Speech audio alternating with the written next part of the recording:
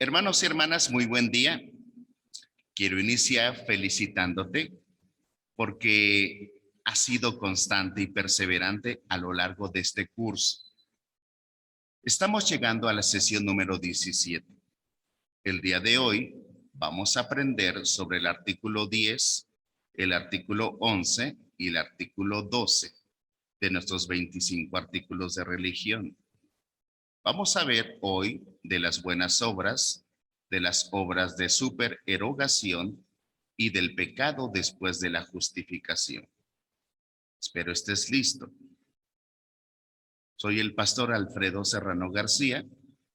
Tengo a mi cargo el área de testimonio distrital en el distrito Tlaxcala. Espero sea una bendición para ti este tiempo que pasaremos aprendiendo de la palabra de Dios y de su doctrina. Quiero que iniciemos con una palabra de oración.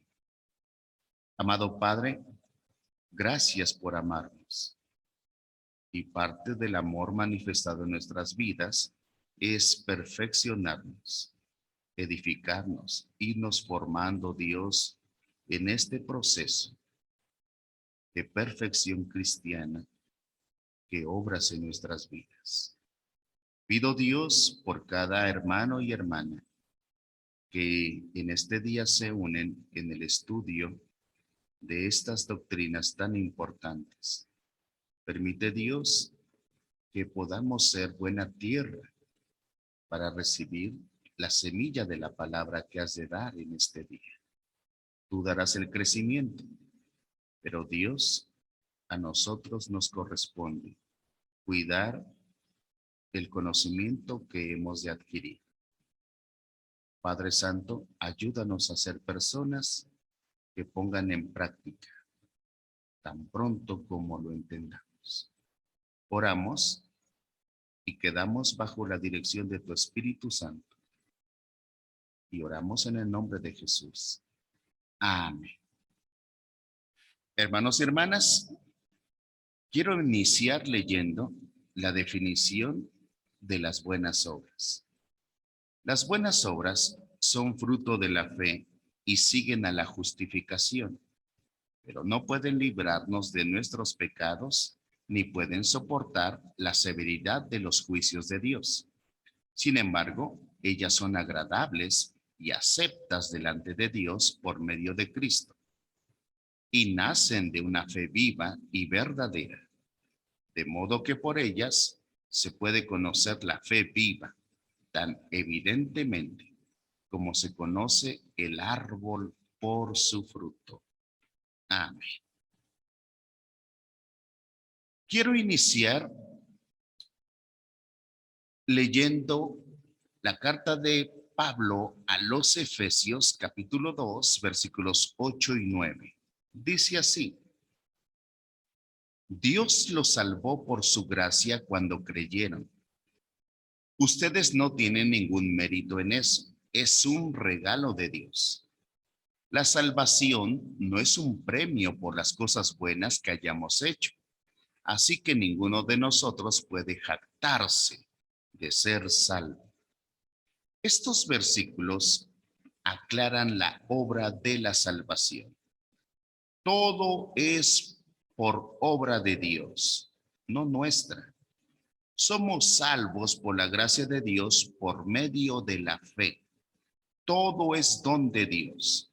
No somos salvos por medio de nuestras buenas obras. Así que no tenemos razón para ufanarnos como si ser cristiano fuera una proeza nuestra. La única manera de salvarse es por gracia, que es el favor inmerecido de Dios. Si lo mereciéramos, no sería gracia. No somos salvos porque hemos sido buenos o porque hemos hecho cosas buenas, ni nos hemos ganado la salvación de alguna otra manera. La Biblia es clara al decir, y aparece el versículo en tu pantalla, es clara al decir que no podemos ganar la salvación. Pablo escribió, Romanos 3:20, por las obras de la ley, ningún ser humano será justificado delante de él.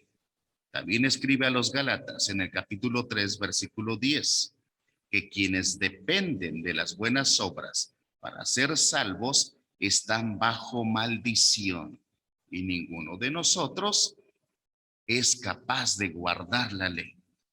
Todos estamos justificadamente condenados al castigo eterno, a menos que Dios intervenga por gracia. Y eso es precisamente lo que Dios ha hecho por nosotros. Ahora, el tema de las buenas obras es un mensaje muy serio. Un individuo puede vivir aparentemente conectado con Jesucristo, pero en realidad no estar conectado en lo absoluto.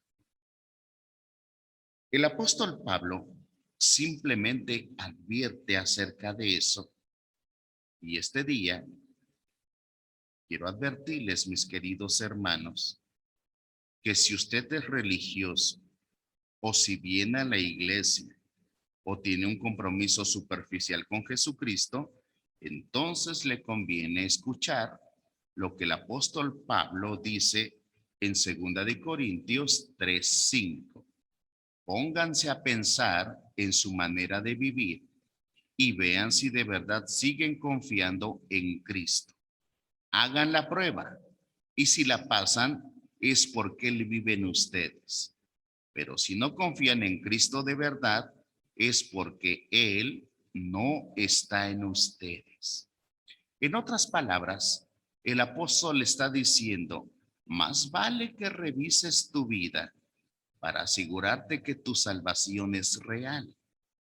Es una fuerte advertencia, hermano mío, porque las ramas que no dan fruto, el Señor las quita y las arroja al fuego. Esa es una buena apología del infierno.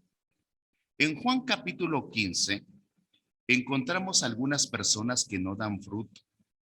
La pregunta sería, ¿son cristianas? No puede ser. No hay manera de que lo sean. No pueden ser creyentes. Y usted dirá, hay varias cosas acerca de esto que me están incomodando. Y eso es muy bueno, porque vamos a tratar precisamente eso. Lo que me asombró más fueron dos palabras al principio del versículo 2. Todo pámpano que en mí no lleva fruto, lo quitará. Y todo aquel que lleva fruto, lo limpiará para que lleve más fruto. Ahora, ¿las observaste? Todo pámpano. ¿Y cuáles son las siguientes tres palabras? Que en mí. Eso me asombró. Y les voy a decir por qué. El hecho es que así es. Observen la frase, que en mí. Se oye como si realmente son cristianos, ¿no es cierto? Estamos hablando de estar en Cristo y se oye bien. ¿Significa salvación? No lo creo así. No creo que eso signifique salvación. Hay algo a lo que me gusta llamar la rama profesante. Todo pámpano que en mí no lleva fruto, lo quitará. Y creo que no está refiriéndose a un cristiano por varias razones. Número uno, yo creo que no puede ser un cristiano porque creo que el fruto está en la vida de todo cristiano. Usted preguntará, entonces, ¿todo cristiano da fruto? Absolutamente. Todo cristiano da fruto. Algunos creyentes hay que mirarlos muy de cerca y durante mucho tiempo para encontrar tal vez un par de uvas en algún lugar de su vida, pero eventualmente encontrarás algún tipo de fruto en su vida. La esencia misma de la nueva vida en Cristo es que es productiva. Ahora, fruto significa muchas cosas. Y nuevamente, yo digo así, todo creyente da fruto. Efesios 2:10, y quiero apoyar lo que estoy diciendo sobre algunos pasajes de la palabra. Efesios 2:10, creo que va a ser muy útil para nosotros. Está apareciendo en tu pantalla. Porque somos hechura suya, creados en Cristo Jesús para buenas obras, las cuales Dios preparó de antemano para que anduviésemos en ellas. En otras palabras, el fruto de la salvación son buenas obras. Por ejemplo, también en Santiago, y no voy a leer toda la indicación completa de esto, sino simplemente voy a señalar lo más sobresaliente. Santiago capítulo 2 habla de esto en diferentes maneras. El versículo 17, por ejemplo, dice, así también la fe, si no tiene obras, es que, hermanos, muerta en sí misma. En otras palabras, ni siquiera es legítima. Toda fe salvadora legítima es productiva, así sea en un sentido mínimo. Y él continúa hablando de esto, versículo 22. ¿No ves que la fe actuó juntamente con sus obras y que la fe se perfeccionó por sus obras? Y eso no quiere decir que usted es salvo por las obras. Eso significa que la evidencia de su salvación son las obras. Y entonces vemos que todo creyente verdadero, todo individuo verdaderamente salvo, da fruto.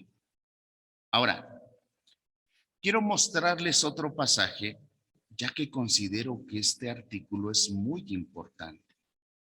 En Mateo capítulo 7, leemos palabras muy importantes de nuestro Señor Jesucristo. En el versículo 16, Jesús dice, por sus frutos los conoceréis. Eso se convierte en una manera definitiva por medio de la cual un individuo puede saber que alguien más es creyente. No puede haber un creyente sin fruto, porque esa es la manera en que nosotros podemos identificar a un verdadero cristiano. Por sus frutos los conoceréis. El Señor Jesús también dijo, ¿acaso se recogen uvas de los espinos o higos de los abrojos? Observen esto. Así todo buen árbol da buenos frutos. Quiero preguntarte, hermano y hermana, ¿cuántos árboles buenos dan buen fruto? ¿Cuántos dicen? Todos, todos ellos. No hay algo como un creyente que no da buen fruto. Quien no da buen fruto no es creyente. El versículo 20 repite nuevamente. Así que por sus frutos los conoceréis. En el sermón titulado El cristiano bíblico, Juan Wesley señala el ejemplo de Jesús que dijo, yo también estoy trabajando. Wesley pasa lista al juicio que Jesús hace a los que no trabajan para alimentar al hambriento, vestir al desnudo, ayudar a los huérfanos, apoyar al extranjero, visitar a los que están en prisión y asistir a los enfermos. Hacer buenas obras es un asunto muy serio, porque quienes dejan de hacer estas están programadas para el castigo eterno. Otterbein y Wesley insistieron vigorosamente en la inclusión de la vida santa, lo que conocemos como la santificación y buenas obras, en la rendición de cuentas para la salvación. Parte del énfasis en esta insistencia se originó en un debate teológico entre ellos y los calvinistas. Los líderes del movimiento metodista temían que las personas que creían en la predestinación pudieran imaginar que sus vidas morales no harían ninguna diferencia porque ya fueron salvados por la elección de Dios. A pesar de que eso era una caricatura de la teología calvinista, movió las raíces para comenzar a crecer en la práctica metodista de incluir una vida recta en la plenitud de la salvación. La fe activa que vive dentro del cristiano conquista el infierno, la muerte y el pecado, y santifica a aquel que primero hizo todo, eso es Dios, y forma la imagen del Salvador en su alma. Por los dones de Dios, el pueblo de Dios no solo es perdonado, sino también llamado a la acción. La frase de Wesley: haz todo el bien que puedas, por todos los medios que puedas, de todas las maneras que puedas, en todos los sitios que puedas, a todas las horas que puedas, a toda la gente que puedas, durante todo el tiempo que puedas. Hermanos y hermanas, vamos ahora a ver el artículo número 11 de las obras de supererogación. Vuelvo a leer la definición de nuestra iglesia. No se puede enseñar la doctrina relativa a las buenas obras voluntarias llamadas de supererogación, acciones ejecutadas sobre o además de los términos de los mandamientos de Dios, sin incurrir en arrogancia e impiedad. Pues según ella, los hombres manifiestan no solo que dan a Dios todo lo que están obligados a darle, sino que por amor a Él hacen más de lo que en el rigor les exige el deber.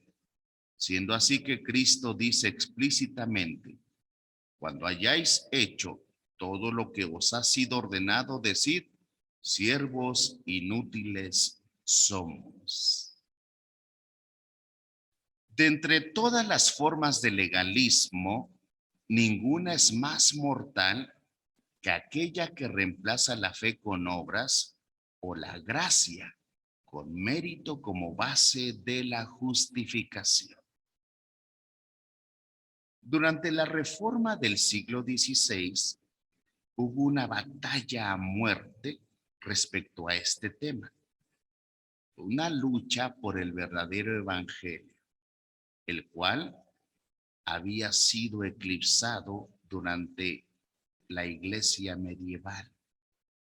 Sin embargo, la erosión de la doctrina de la justificación por fe solamente no comenzó en la Edad Media.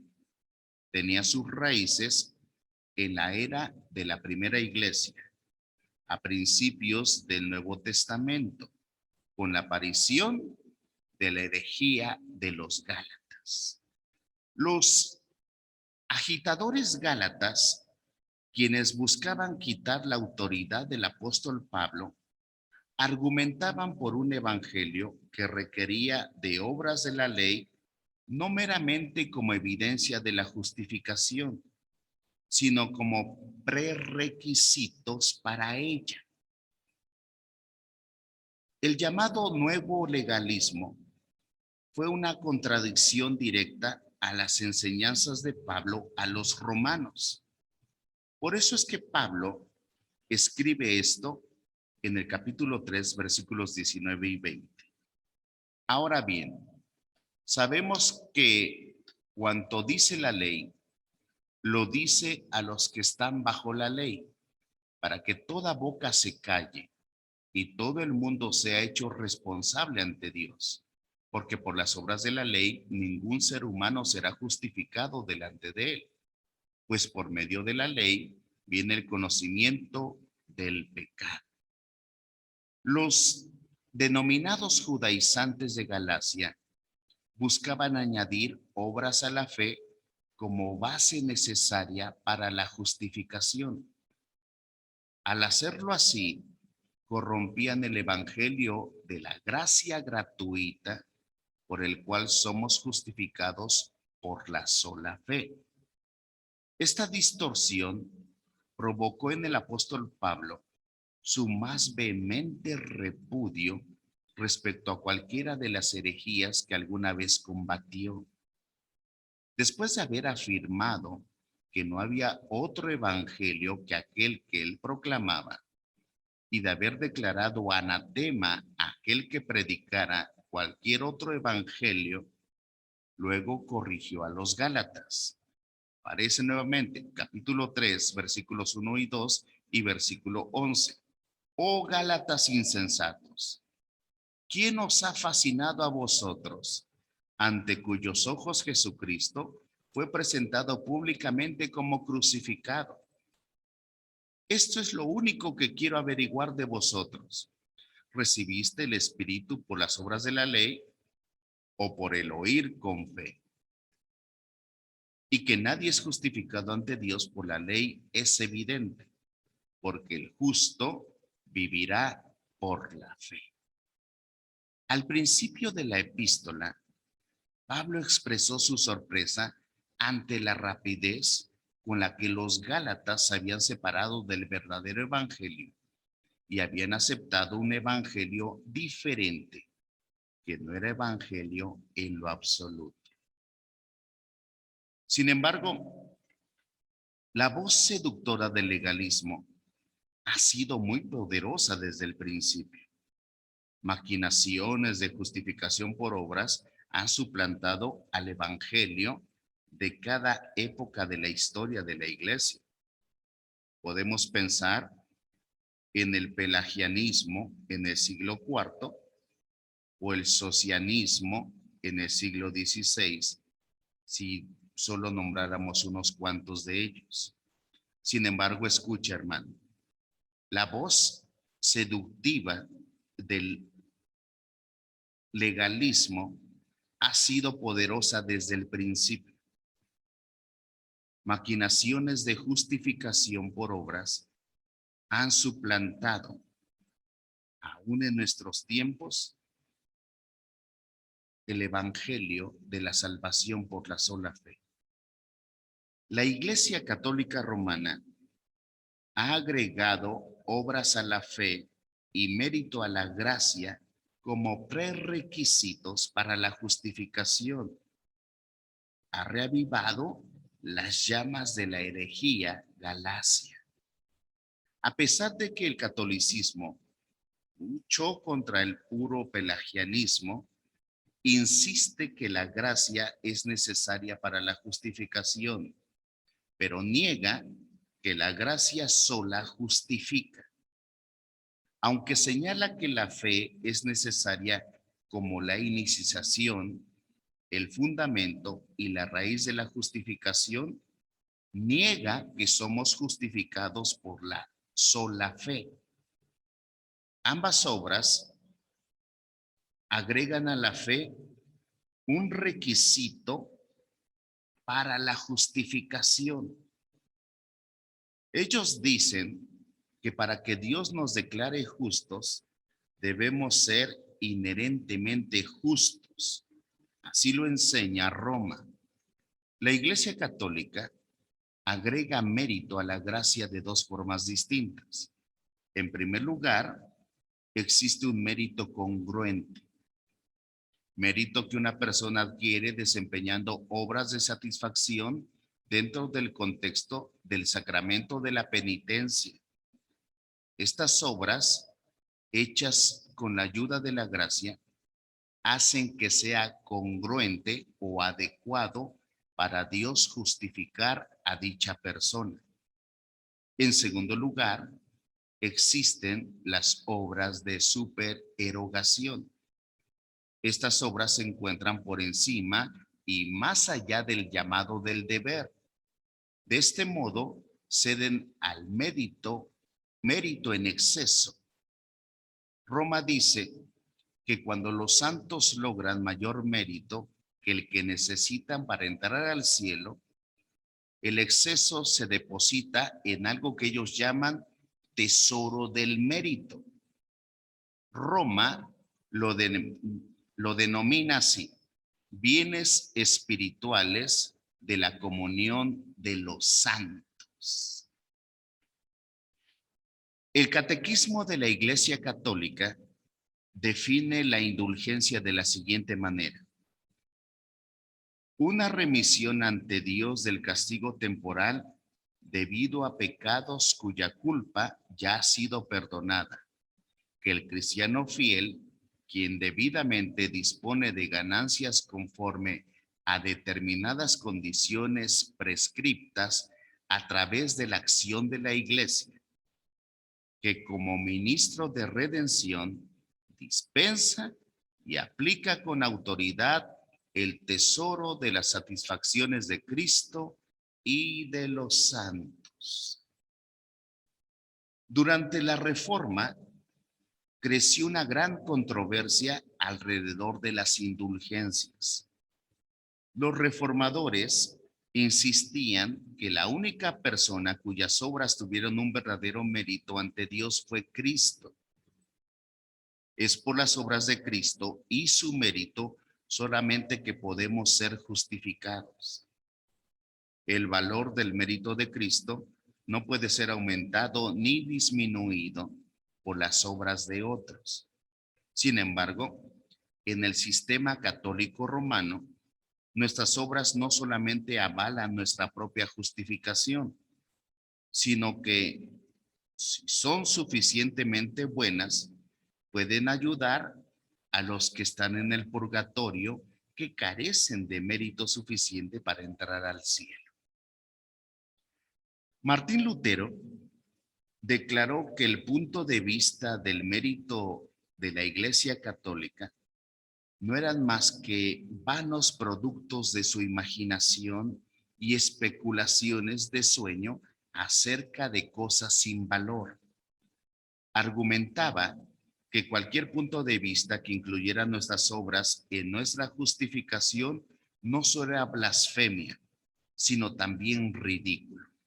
Él dijo, ayúdame a leer las letras verdes: buscar ser justificados por la ley es como si un hombre ya enfermo y débil fuera en busca de algún mal mayor por medio del cual tuviera la esperanza de curarse, mientras que obviamente le traería la ruina completa, como si un hombre afectado con epilepsia agregara la pestilencia a esto. Y aquí como lo expone el proverbio: uno ordeña al carnero, mientras que el otro sostiene un cernidor por debajo. El proverbio que utiliza Lutero declara una insensatez doble. Intenta ordenar a un carnero. Está diciendo él, es lo suficientemente tonto. Pero aparte de traer un cernidor para poner la leche meramente, acrecienta la necedad. Del mismo modo, intentar ser justificados por cualquier forma de legalismo es tan necio como ordenar leche de un carnero macho.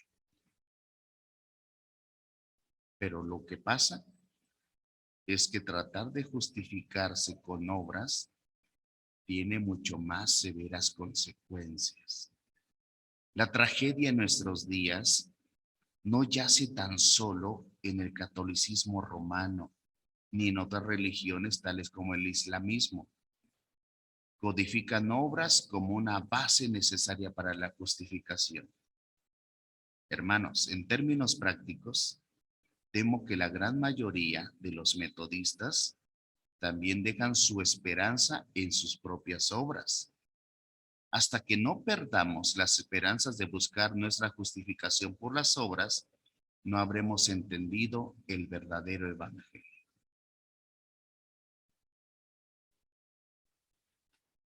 Llegamos a nuestro último artículo de este día, el artículo número 12, del pecado después de la justificación. Vuelvo a leer la definición.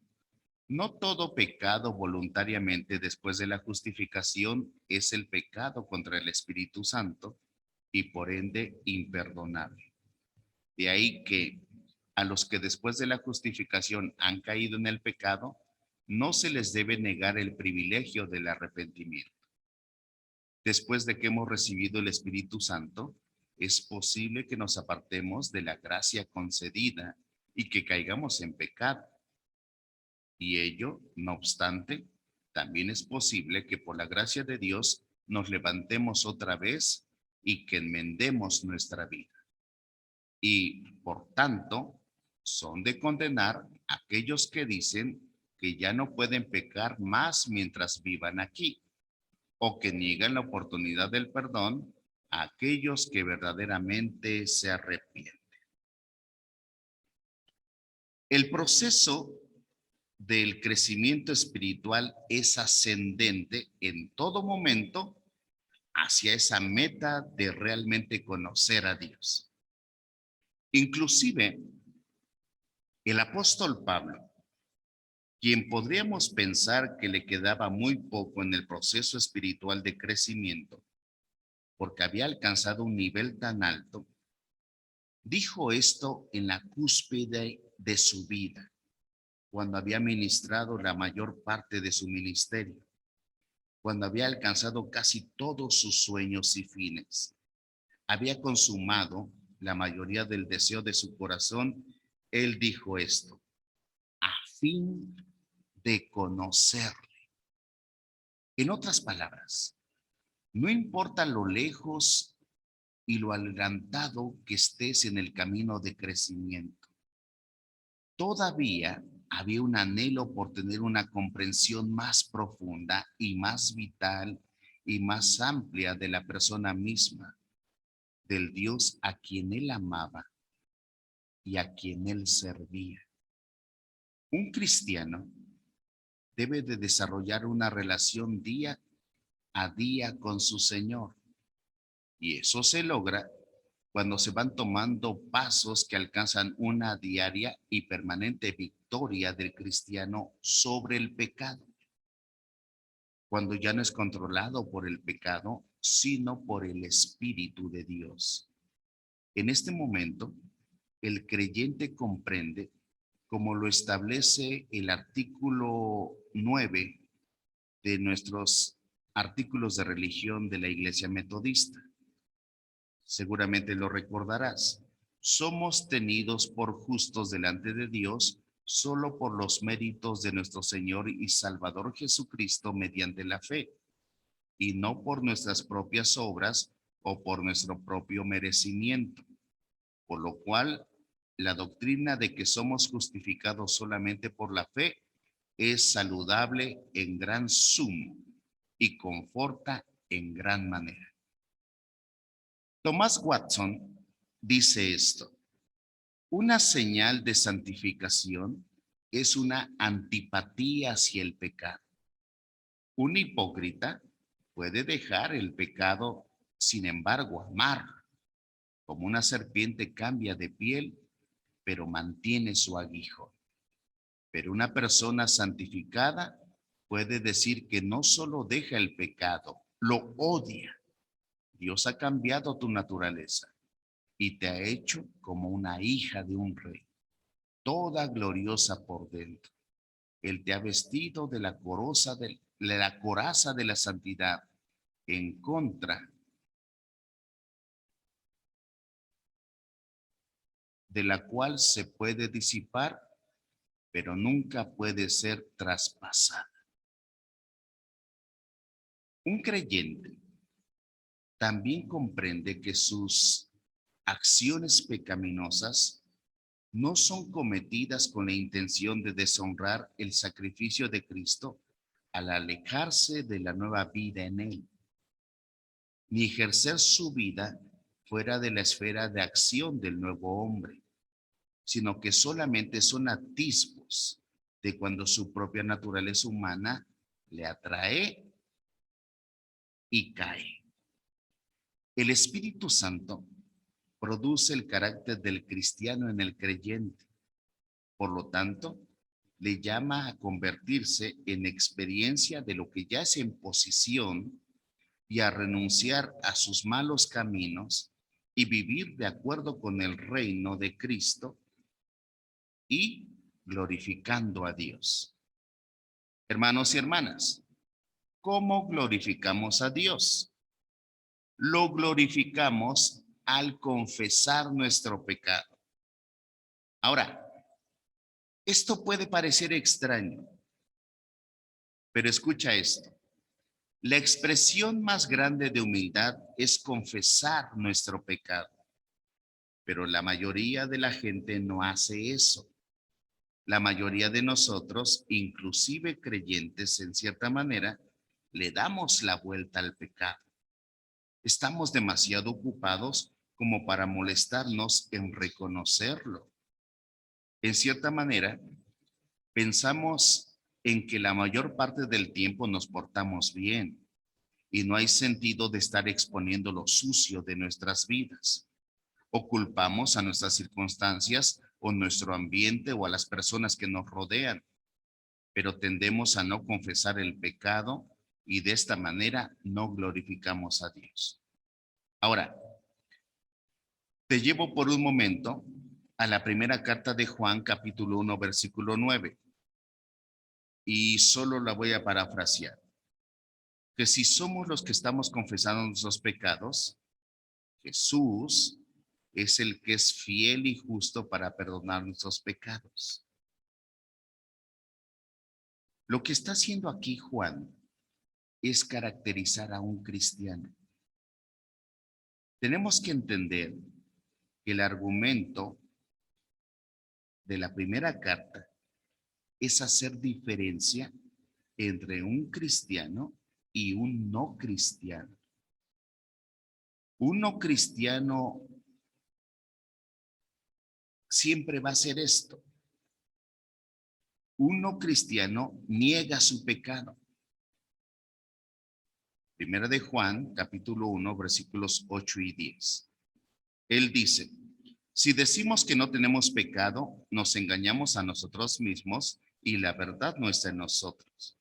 Si confesamos nuestros pecados, Él es fiel y justo para perdonar nuestros pecados y limpiarnos de toda maldad. Si decimos que no hemos pecado, le hacemos a Él mentiroso y su palabra no está en nosotros. Eso es típico del hombre no regenerado. Él niega su pecado. Nosotros somos los que estamos confesando. Es característico de un creyente verdadero estar de acuerdo con Dios por nuestro pecado. ¿Estamos conscientes que el pecado es contra Dios y esa es la culpa? La gente dice, ¿está seguro? ¿No cree usted que tenemos que en cierta manera lidiar con el pecado cuando nos salvamos y nunca más tener que confesar nuestros pecados? Escuchen esto, mis hermanos y hermanas. ¿Ustedes fueron salvos por la fe? Seguramente dirán sí. Bueno, entonces la pregunta es, ¿dónde terminó la fe? Tal vez digas, ahora soy salvo por la fe. Bueno, entonces de ahora en adelante vives por vista. No, no es así. Cada uno de nosotros fue salvo por fe y continuamos en la fe. Fuimos salvos en una confesión de pecado y continuamos confesando el pecado en nuestra vida. La marca de un cristiano es una vida de constante fe. La marca de un cristiano es una vida de constante amor. Y eso es lo que la primera carta de Juan dice. La marca de un cristiano es una vida de constante obediencia. La marca de un cristiano es la vida constante de separación del mundo. La marca del cristiano es la vida constante de instrucción en manos del Espíritu Santo en lugar de la sabiduría del mundo. Y otra marca fundamental de un cristiano es la disposición constante y apertura a confesar el pecado. De manera que un cristiano se caracteriza por ser alguien que confiesa el pecado. Ahora, hay varios grados de esto y eso varía. Algunas personas no hacemos una confesión tan completa como debiéramos, pero cualquier verdadero creyente tarde o temprano reconoce su pecado. Eso es lo que está diciendo la primera carta de Juan, capítulo 1, versículo 9. Permítanme decirles que cuando está diciendo eso fiel y honestamente y de manera objetiva ante Dios, usted se encontrará a sí mismo en el proceso de crecimiento. Cuando usted no enfrenta su pecado y no lo admite y lo enfrenta y lo trae delante de Dios, usted no crecerá porque no está listo para soltarlo. Esa es la clave. Esa es la razón por la que digo que no hay cosas como una confesión verdadera sin arrepentimiento. Yo me puedo acordar de mi vida cuando decía, Señor, siento tanto estos pecados y te doy gracias porque ya me perdonaste. Eso es lo que decía. Y llegué a un punto clave en mi vida cuando comencé a decir esto. Señor, gracias por perdonar esos pecados. Sé que no te agradan a ti y nunca los quiero volver a cometer. Ahora, algunas veces no decimos eso porque queremos volverlos a hacer. Solo queremos cubrir el pasado, pero no queremos eliminar el futuro. En cierta manera, nos gustan esos pecados. Y entonces lo que estoy diciendo es que esto muestra una falta de madurez espiritual. Pero cuando usted enfrenta su pecado, usted reconoce que es su pecado y que es contra Dios. Y usted lo admite y se arrepiente. Ese es el corazón y la médula de la verdadera confesión de pecado. Ahora, he pasado algo de tiempo en esto porque creo que es muy básico. Aquí estamos tratando de crecer y lo que nos retrasa en este crecimiento es el pecado. Aquí estamos tratando de glorificar a Dios. Y si algo en el universo hay que no glorifica a Dios, es el pecado. Y por ejemplo, yo he visto la iniquidad en mi corazón. Y cuando persisto en ella, el Señor ni siquiera me va a escuchar. Y no puedo crecer espiritualmente. Y no puedo tener comunión con Dios si estoy albergando pecado. Entonces, mis hermanos, en nuestra vida debe de haber confesión de pecados. Y yo creo que esto es muy básico. Y conforme usted y yo estamos involucrados en enfrentar la realidad de nuestro pecado y confesándolo, libramos a Dios de cualquier impunidad si Él quiere disciplinarnos y lo aceptamos. Así que, mis hermanos, estas son nuestras enseñanzas de este día. Si hay alguna duda, vuelve a repasar las clases y cuando estés listo, bueno, contesta tu cuestionario. Que el Señor Dios les bendiga, les siga sosteniendo. Nos vemos en la siguiente clase. Dios les bendiga.